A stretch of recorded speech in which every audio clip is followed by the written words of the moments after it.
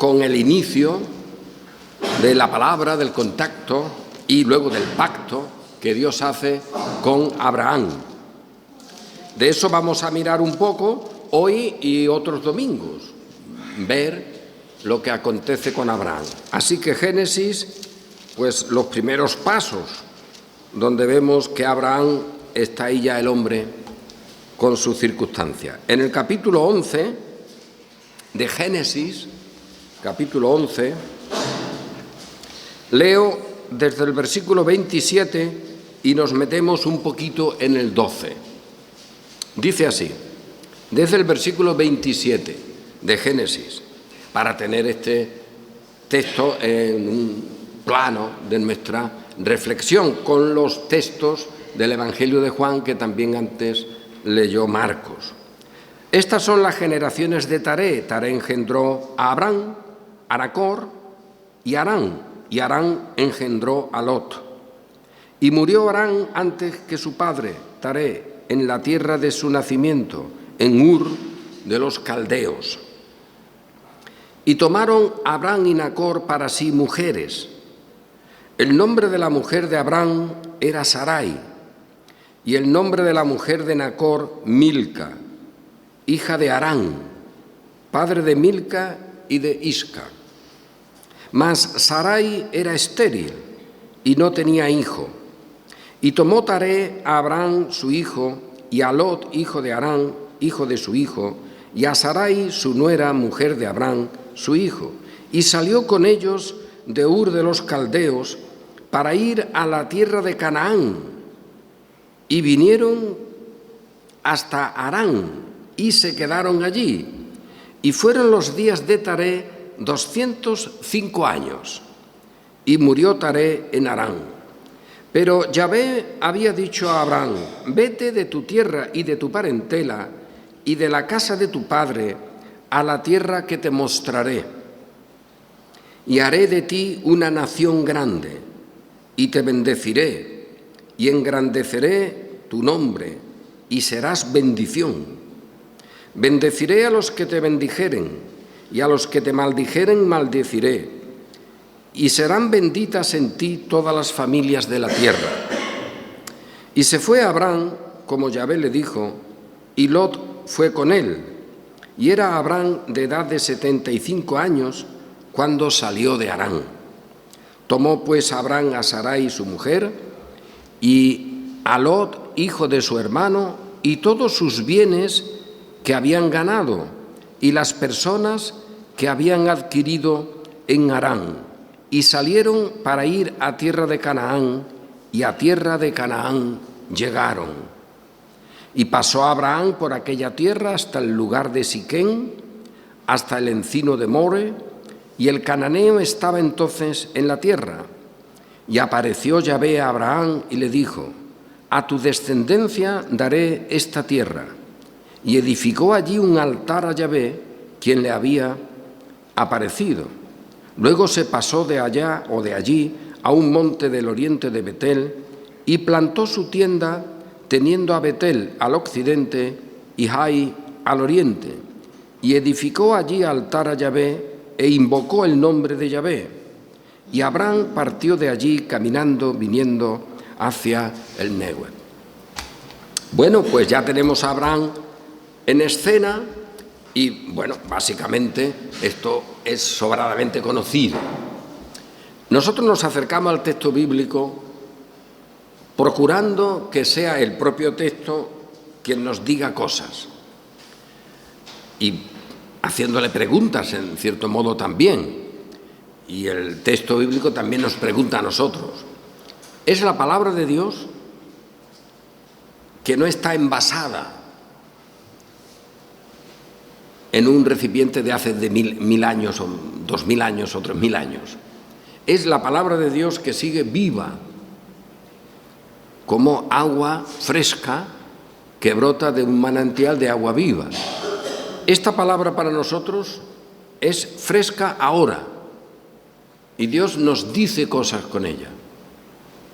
Y por ella somos limpiados y por ella somos instruidos también. Y este agua viva, fresca, permanente, es la que cada creyente recibe donde quiera que se encuentre en el mundo, porque la palabra no está encerrada, ni está, ya digo, en un bote que uno pueda mirar en el pasado, sino que es siempre presente, siempre fresca.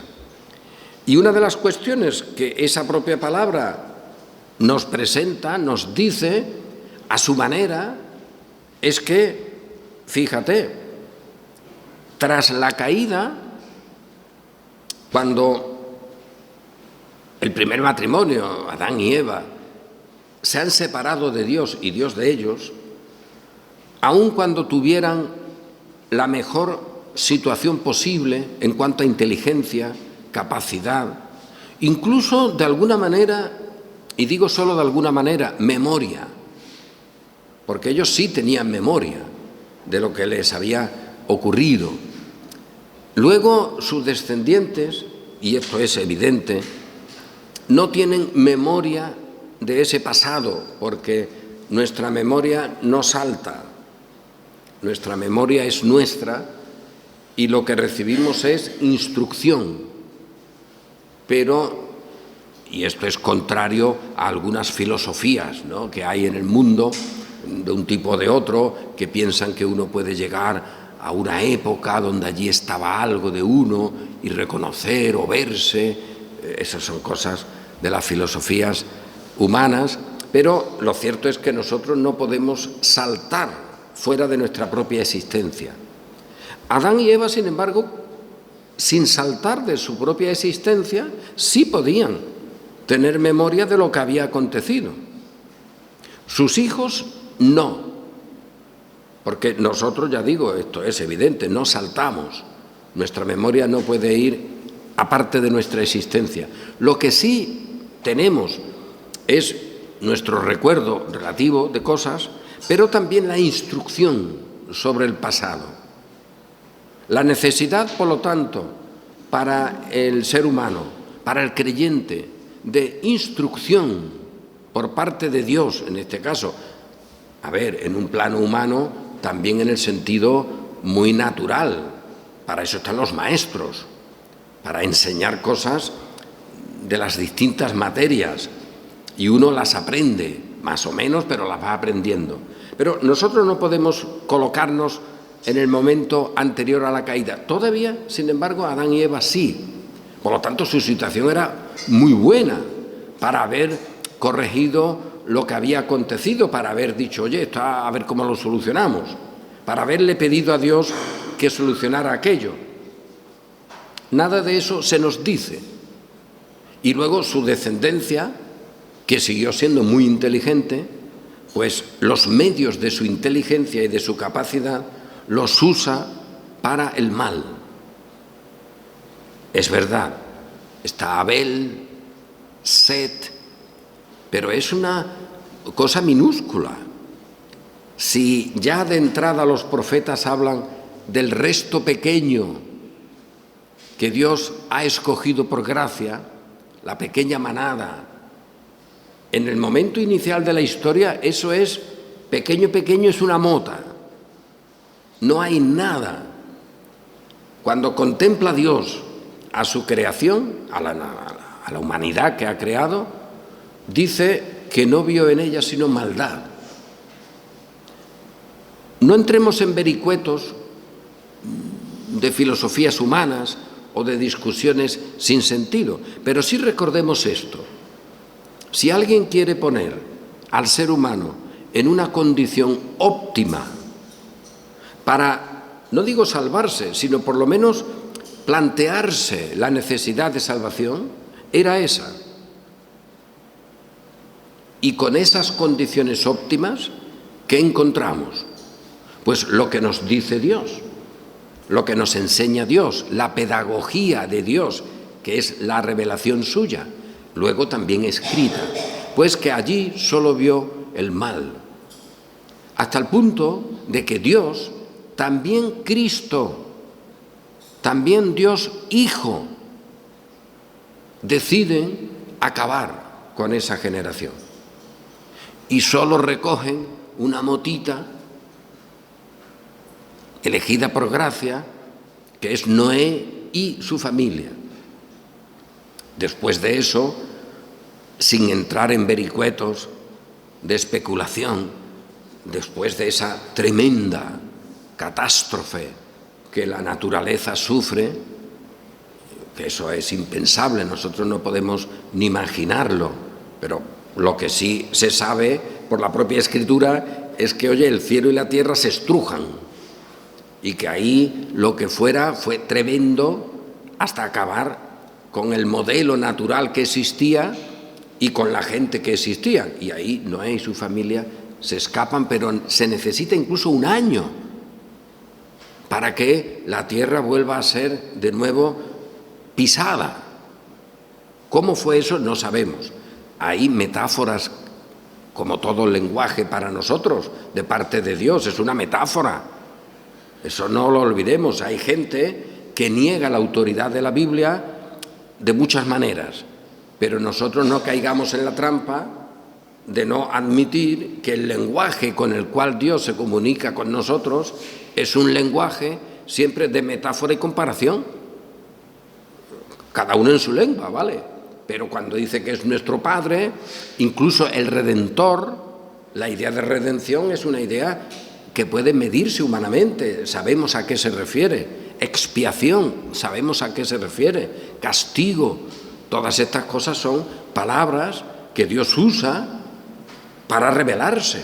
No caigamos en la trampa de imaginar que cuando Dios dice que es un trueno que viene con ira, pues es un trueno que viene con ira, porque entonces tendríamos una falsificación de Dios. Pero lo que tenemos ahí, sorprendente, pero es un aviso. Cuando mejor situación tiene la humanidad, lo que produce es maldad hasta el punto de que Dios decide aniquilarla. Y ahora venimos a nuestro presente. ¿Ha cambiado esa humanidad? ¿La sabiduría del ser humano no es para el mal? Evidentemente que sí. Pero vete al siglo XIII, al siglo VIII, al siglo XVII. Siempre sería una mirada semejante. No podemos describir matemáticamente, pero semejante. Y no lo olvidemos, yo esto lo voy a subrayar mucho porque se olvida. En esa acción de Dios para su creación, con la cual crea las cosas, y esa acción de Dios con la cual interviene en esa creación, pero que necesita que sea una intervención de juicio, interviene Dios. Pero Dios es también el Hijo, que todavía no ha nacido de María, pero que está ahí como Dios. Y además vamos a verlo también con Abraham, dejando un poco a Noé, al bueno de Noé, con el cual se hace un pacto nuevo, se renueva la relación del Señor con las criaturas, se le da un signo incluso al arco iris, pero luego ya tenemos a este Abraham, primero Abraham, no importa cómo lo digamos, si nos adelantamos y decimos Abraham, pues mejor, para que nadie se confunda. Y ahí de nuevo tenemos lo asombroso. Oye, una motita.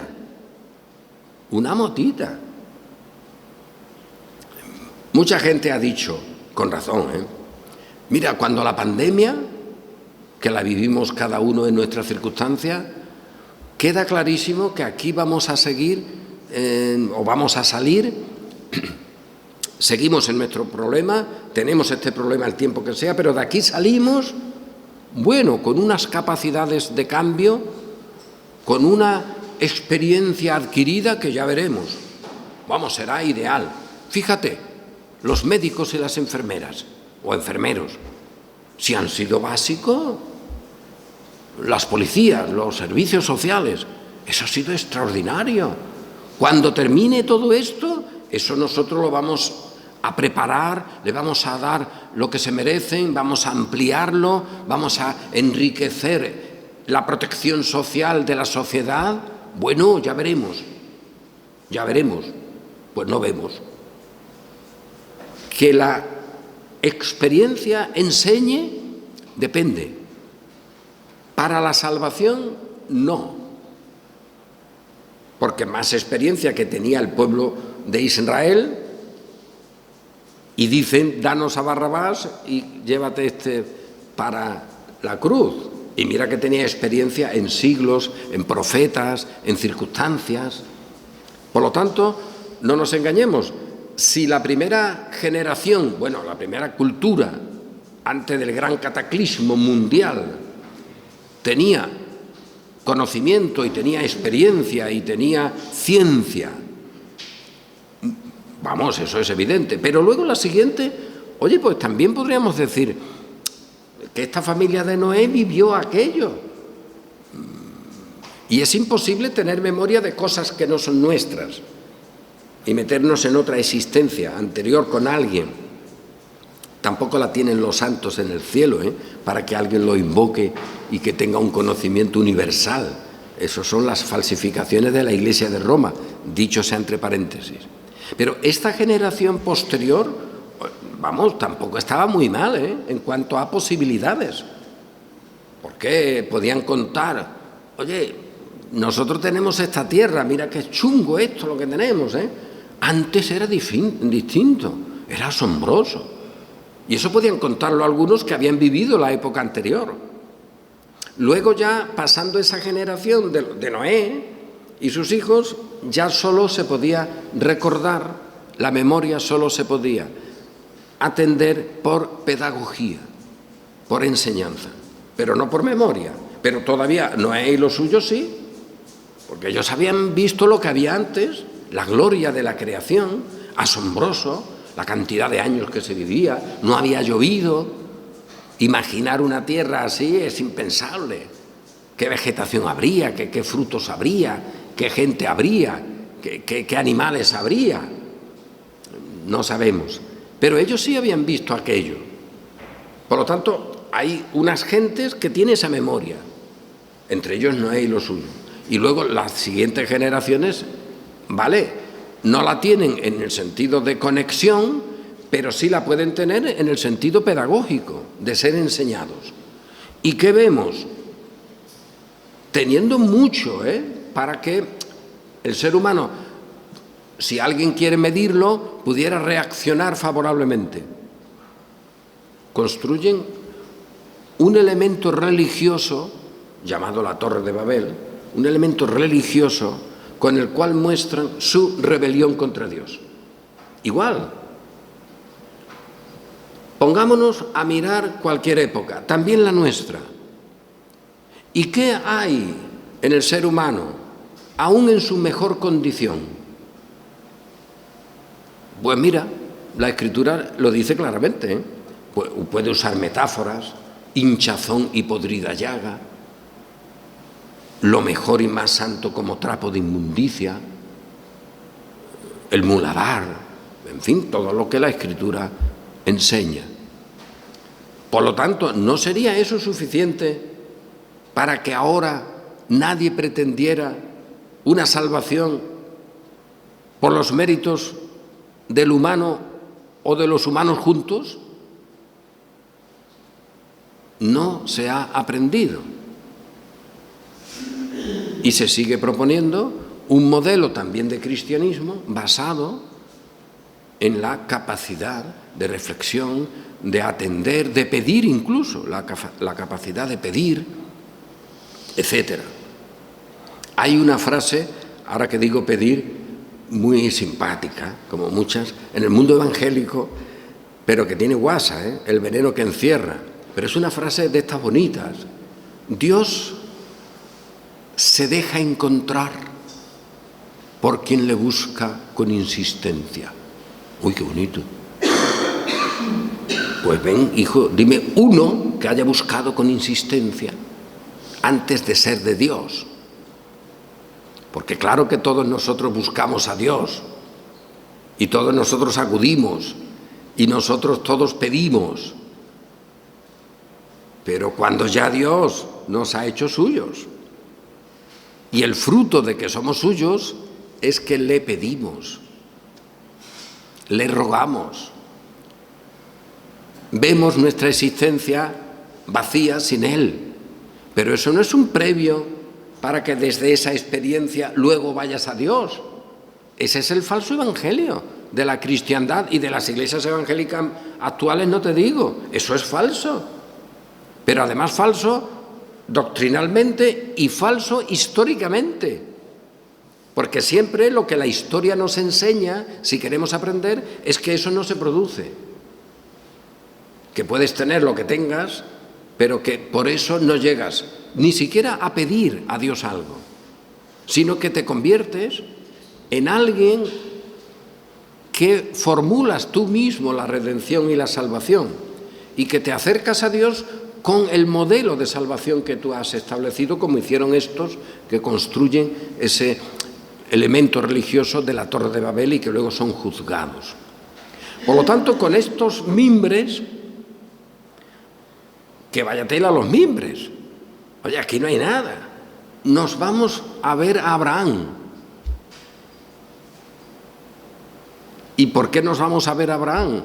Porque la Escritura, nos dice que Dios había hablado a Abraham. ¿Qué había hecho Abraham antes?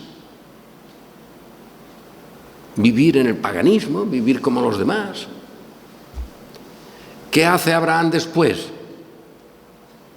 Pues según como lo mires, ya veremos un poco, porque estas cosas simplemente demuestran la realidad de dónde estamos poniendo nuestra mirada, porque la propia Escritura la pone.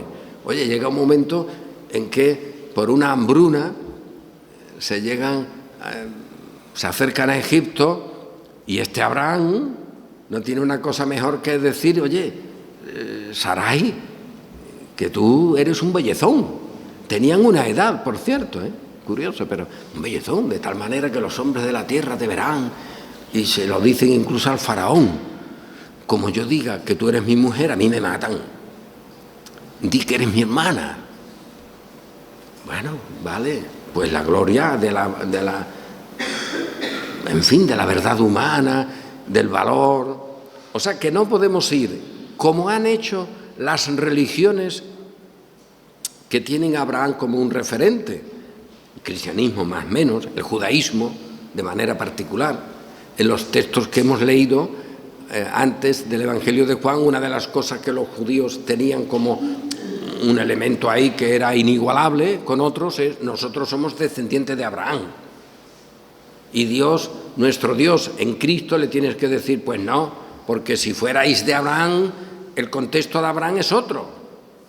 Abraham tiene una relación conmigo diferente, y de eso iremos viendo algo estos domingos próximos, si Dios quiere. Pero también el Islam tiene una referencia con Abraham.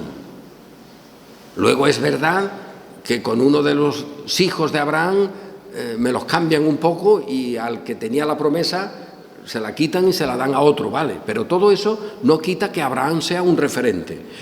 ¿En qué sentido? Tanto para una religión, para otra y para la otra. En que era una persona meritoria en extremo. Los méritos de Abraham. Eso es sagrado, Para las tres fórmulas que tienen a Abraham como referente, la cristiandad, el islam y el judaísmo, Abraham era la persona de mayor mérito posible. Bueno, pues no. Pero lo que encontramos aquí es algo ya que nos enseña, es una pedagogía. Esta revelación de Dios es una manera de enseñarnos. Y fíjate, aquí no se nos explican propósitos teológicos, fórmulas, que luego, es verdad, se manifestarán de algún modo cuando hace con Abraham un pacto determinado, sino se nos dice que había dicho a Abraham tal cosa. Y el contexto de Abraham era un contexto pagano. Y a Abraham, cuando se le dicen esas cosas, hace una especie de altar o un altar, y allí ofrece sacrificio y alaba al Señor. ¿Cómo fue eso? Yo qué sé. ¿Lo hacían también los paganos? Pues seguro. Lo que pasa que ningún pagano lo hacía al Dios que le había hablado. Pero Abraham sí, son pequeños detalles, pero que tampoco tienen una significación extraordinaria. Eso es lo que se hacía, y él lo hace con el Dios que le ha hablado, al cual todavía no conoce, apenas. Empezará a darse en Abraham algo clave en aquello de lo que es modelo y padre, en la fe y en la perseverancia. Pero la fe y la perseverancia son de Dios, que luego se nos da a nosotros, y Dios en nosotros nos hace confiar y perseverar, a pesar de todo, incluso cuando le dicen que sacrifica a su hijo.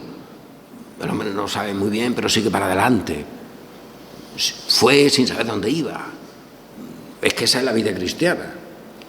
En ese sentido, el Nuevo Testamento nos dice Abraham, el padre de la fe. ¿Pero qué fe? Pues una fe que es la relación de Dios con Abraham y con nosotros. Esa es la fe. Esa es la actividad que aquí vemos, que luego se manifiesta en cosas concretas. Abraham se va a un sitio, se va a otro, hace cosas, luego recibirá un pacto, que hoy no vamos a hablar de él, pero está ahí, y todo eso tiene que ver luego con la venida de Cristo. Pero aquí ya tenemos una enseñanza enorme, si queremos ver. En una humanidad anterior extraordinaria, sabiendo un montón de cosas, solo hay maldad y corrupción y falsa religiosidad con el Creador o respecto al Creador, haciendo idolatrías como si fueran ídolos, como si fueran Dios. Y ahora, tras la catástrofe enorme que hubo, que no se puede describir siquiera, pues tenemos aquí de nuevo algo asombroso, y es que Dios se relaciona con una motita, porque Él quiere, que no hay nada en Él, está con su familia. Y aquí tenemos, por lo tanto, la expresión, la pedagogía, la enseñanza de la fe. Dios ha dicho de nosotros, Dios dice a nosotros, pues esta es la palabra de salvación, y esta es la palabra viva que hoy también seguimos recibiendo. Y si alguien quiere formar un poco una idea de conjunto, pensar en algo evidente que ahora está ocurriendo en esta pedagogía, cuando estamos recibiendo esta enseñanza de Dios. Y cuidado, cuando digo enseñanza de Dios, que nadie se equivoque, porque hay mucha gente que cuando van a predicar te dice, Señor, que se quite el hombre, que se quite las ideas humanas, pon tu espíritu. Y luego está el hombre y la idea humana, y el espíritu no está por allí. Pero te pueden hacer creer que allí está el espíritu. No, yo digo la enseñanza de Dios en el sentido de la palabra que estamos leyendo y con ella estamos reflexionando. Como parte de la comunidad, yo reflexiono con vosotros y digo, oye, mira, aquí hay un detalle curioso. No yo y otros que reconocemos esa pedagogía. Aquí está la Iglesia. Uy, ¿está la Iglesia? Sí. Aquí está la Iglesia. De momento esta frase ya vale. Aquí está la Iglesia, los llamados, con los que Dios se relaciona de una manera. Aquí está la Iglesia. Esto, para algunos evangélicos, es una herejía. ¿Cómo va a haber Iglesia en el Antiguo Testamento? Allí está el reino de no sé qué, la Iglesia es del Nuevo y es un paréntesis que se cerrará cuando Cristo vuelva de segunda y se junte de nuevo con el Antiguo Testamento. Bueno, hijo, pues para ti, quédate con eso y disfrútalo. No es la verdad, pero tú disfrútalo si quieres. No es la verdad es que aquí ya está la Iglesia. O cuando en el Nuevo Testamento se nos dice que Abraham es el padre de todos los creyentes, es el padre de la fe, ¿eso qué significa? Pero si decimos eso, y es correcto decirlo, aquí estamos viendo una iglesia gentil, es decir, no una iglesia judaica, no una iglesia con una forma determinada, nacional. Es verdad que le dice, en ti serán benditas todas las naciones y de ti haré una nación. Pero esta iglesia aquí con Abraham es una iglesia, entendiendo la metáfora, gentil. Luego, con el paso del tiempo, los judíos desprecian a los gentiles,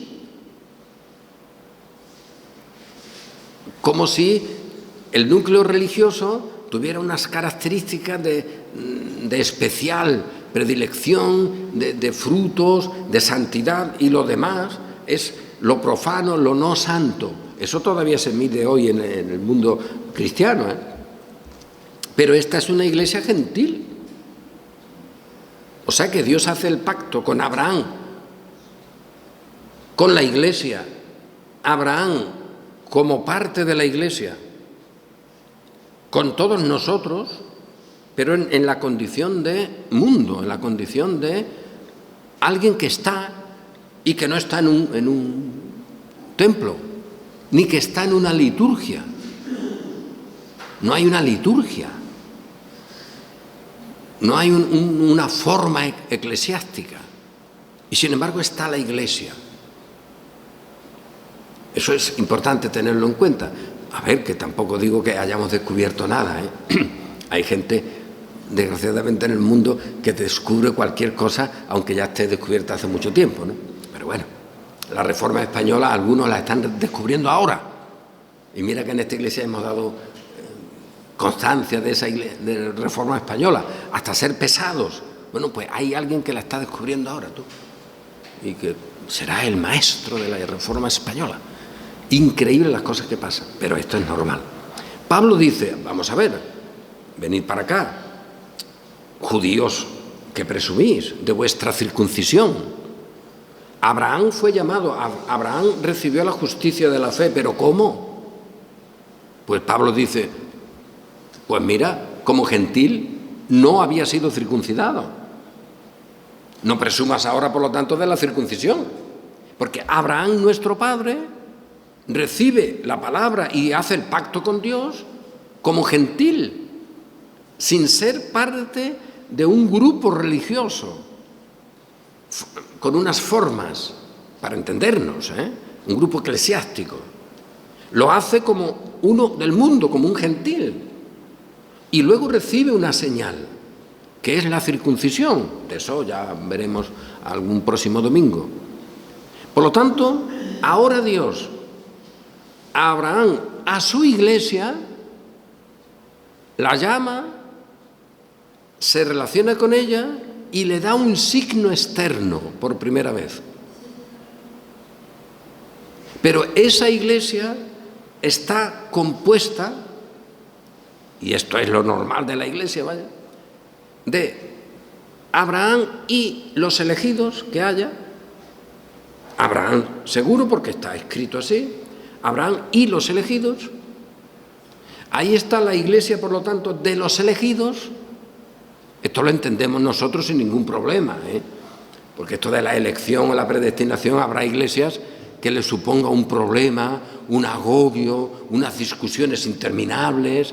Pues mira, nosotros de momento lo que decimos es la elección, la predestinación, podemos no entenderla, pero lo que no podemos es rechazarla o no alegrarnos en ella, porque es la muestra de nuestro Dios. Bueno, pues aquí está la iglesia elegida.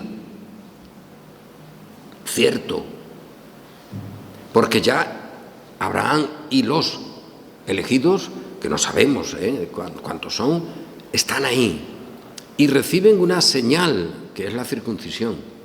Pero está también la iglesia que convive con la elegida, la iglesia visible. Esto es fácil también de recordarlo. Oye, nosotros cuando hablamos de la iglesia que el Señor santifica y se presenta delante de sí, habiéndola limpiado por su sangre, una iglesia santa, pura, sin mancha y sin cosa de qué avergonzarse, ¿en qué estamos pensando? En los redimidos, en los elegidos, para entendernos. ¿Y esa qué iglesia es? Una iglesia que, en el sentido natural del lenguaje, decimos es invisible. porque está ahí, pero la ve Dios. Dios la ve y cada uno ve a Dios. Pero no es una iglesia medible. Y eso se da, está injertado de alguna manera en un árbol superior que es la iglesia visible. Todos los cristianos, y dentro de todos los cristianos, los protestantes, los católicos, los ortodoxos, yo qué sé. Esa es la iglesia visible. Con Abraham, si nos paramos a pensar un poco, tenemos ya la iglesia elegida conviviendo con la iglesia visible. Y es la iglesia visible la que también recibe el signo externo de grupo, de gente que está relacionada con Dios por los elegidos, por Abraham, pero que también reciben el signo de la circuncisión sus esclavos, sus siervos, la gente que había adquirido, la iglesia visible. Esto es sencillísimo. De aquí hay lecciones muy notables, si queremos. Dios ha fabricado en un momento de la historia la iglesia de los elegidos, fabricado, y se relaciona con ella en un momento tremendo. Eso es una motita. Las promesas que Dios da son mundiales, pero allí hay una motita. ¿Y quién está ahí? Mira bien. El Hijo, Dios, el Hijo, como redentor, como pastor. Acostumbrémonos a eso. Yo lo voy a subrayar en varias ocasiones. Ahí está Dios pastoreando. Y Dios pastorea, mira por dónde, a sus ovejas. Y ahí está una de ellas que es signo, y que en un sentido es padre de todas las otras ovejas elegidas. Pero al mismo tiempo está mezclado en su casa, la cual recibe el signo de la circuncisión, con todos los que hay en ese momento. Esa es la iglesia visible. Y a esa iglesia visible se le da ese rito o ese signo, como tiene la iglesia visible hoy. El bautismo, la Santa Cena y otras cosas que han inventado. Eso ya es otra cuestión. Pero esa iglesia visible tiene sentido en la historia porque en ella está, o ella está junto a la iglesia verdadera. Y todos tienen el referente en Abraham, pero no sacando estas conclusiones, porque los judíos se gloriaban en Abraham de otra manera. Y nuestro Señor les tiene que decir, oye, vosotros hijos de Abraham no sois. A ver, Abraham es otra cosa, ¿eh? ¿Por qué no recibís mi palabra? Oye, Abraham recibió mi palabra, ¿eh? La entendía mejor o peor, él la recibió. Y esa es la clave, y es el signo de la iglesia. Ese es el signo de cada creyente. Algo tan sencillito, que escucha y recibe la palabra. Que escucha y recibe la palabra. Ese es el creyente, esa es la iglesia. Esa es la iglesia elegida, la iglesia fiel. En medio de una iglesia que rechaza esa palabra, como los judíos, y que pone en su lugar sus tradiciones y mandamientos morales. Y que luego establece una forma externa de conducta como si fuese el medio para conseguir ser parte de la iglesia invisible, de la iglesia de los salvos. Ya está ahí la Reforma Protestante, en sus inicios, en su rechazo absoluto del modelo de la Iglesia romana que se había ido produciendo. Y ahí está nuestro tiempo, que no varía.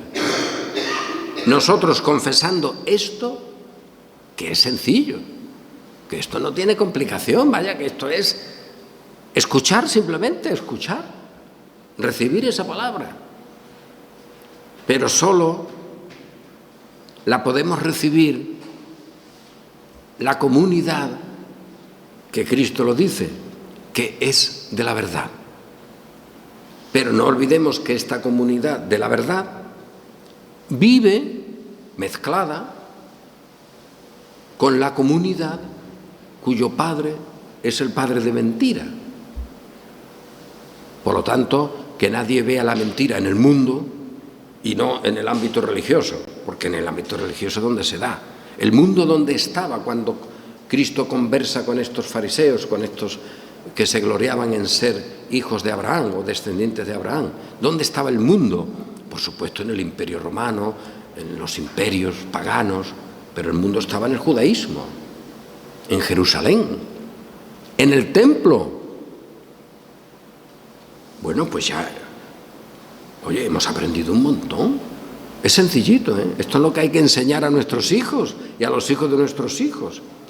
Vosotros sois redimidos no porque te conduzcas de esta manera o de aquella otra, Eso ya llegará, ya veremos, a ver por dónde sobrevivimos.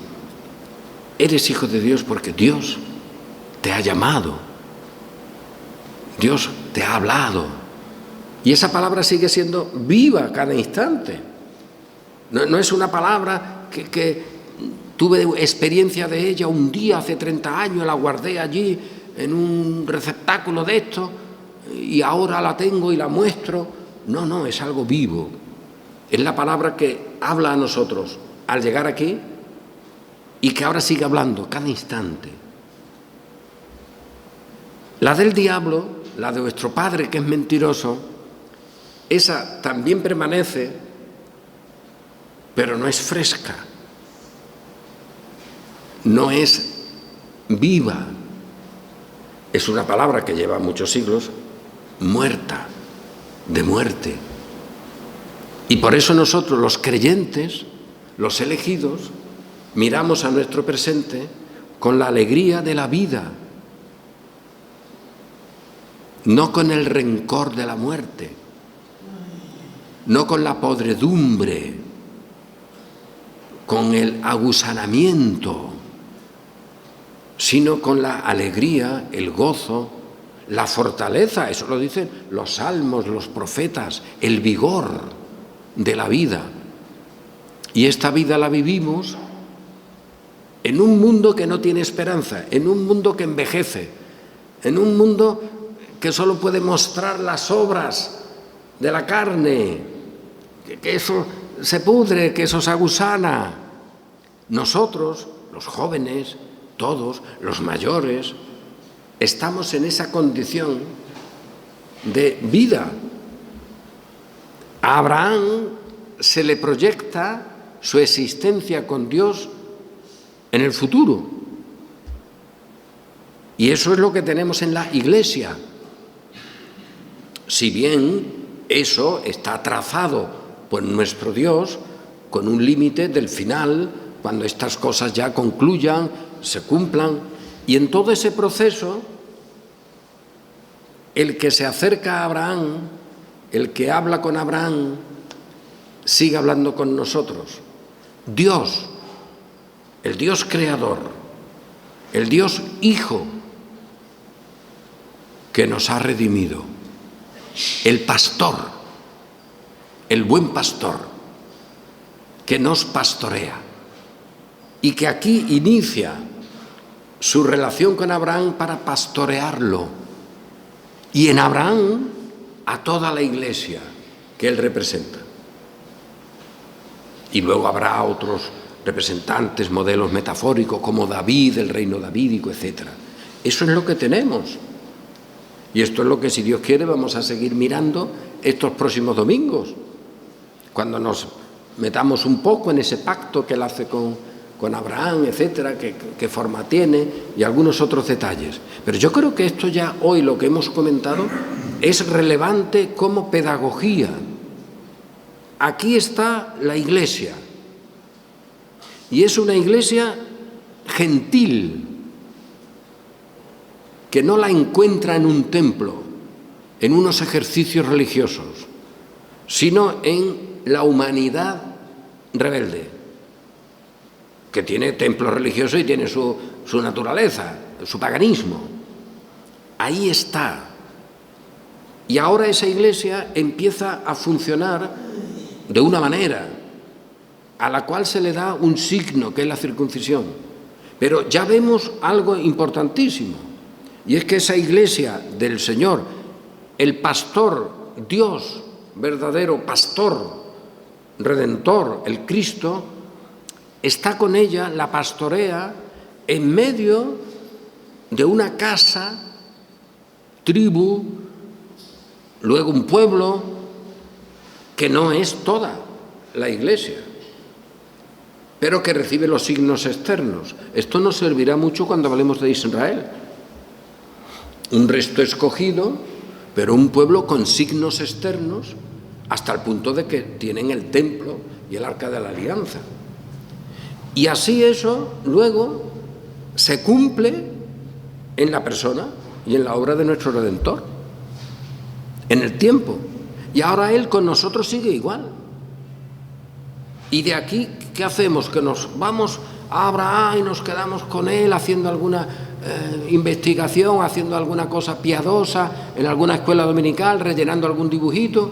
No, el futuro, esto es vida. Y ante una naturaleza y ante una humanidad vieja, que perece, carcomida, agusanada, frente a un pozo ciego, tenemos el agua que brota, fresca, cada día. Vosotros sois de vuestro Padre, el agusanamiento de vuestro Padre, quedaos con él. Esto tienen la vida, el agua, el maná. Y esto es lo que nosotros seguimos para adelante, y con esto nuestros jóvenes son más que vencedores. Se encuentran con este Dios y con esta iglesia en el mundo, y ahí trabajan, y ahí sirven, y ahí investigan, y ahí adoramos. Ahí adoramos, porque nosotros, hombre, esto ya está súper sabido, nos podemos reunir en un lugar, pero la adoración es de la comunidad. El templo es el conjunto de los redimidos, hechos piedras vivas del templo sagrado del Señor. Y aquí está Abraham como el iniciador de todo eso, una motita, pero que cubre toda la historia hasta nuestro presente, hasta el punto de que estamos hablando de él y diciendo con el apóstol, él es el Padre de la fe. Él es el Padre de lo que es la justificación. Él es el que está como proyecto de su bendición para que todas las naciones sean ahora benditas en este Evangelio. Mira si nos queda por delante trabajo, mira si nos queda por delante alegría, mira si nos queda gozo con el Cristo, el Dios vivo que sigue, que sigue por su Espíritu pastoreándonos a cada uno de nosotros, en medio de las tinieblas, en medio del padre de mentira, en medio de lo que quieras. Él sigue pastoreándonos, y eso, que es un proceso de historia de cada uno de nosotros, culmina cuando Él ha decidido culminar el tiempo de los suyos, sus redimidos, y Él ponga ya el final de la historia y el orden que Él ha prometido. Pero eso delante de nosotros es gozo y triunfo. Y ese gozo y triunfo, mira por dónde, esa alegría, esa luz, esa fiesta, ahora la tenemos en el pan y en el vino.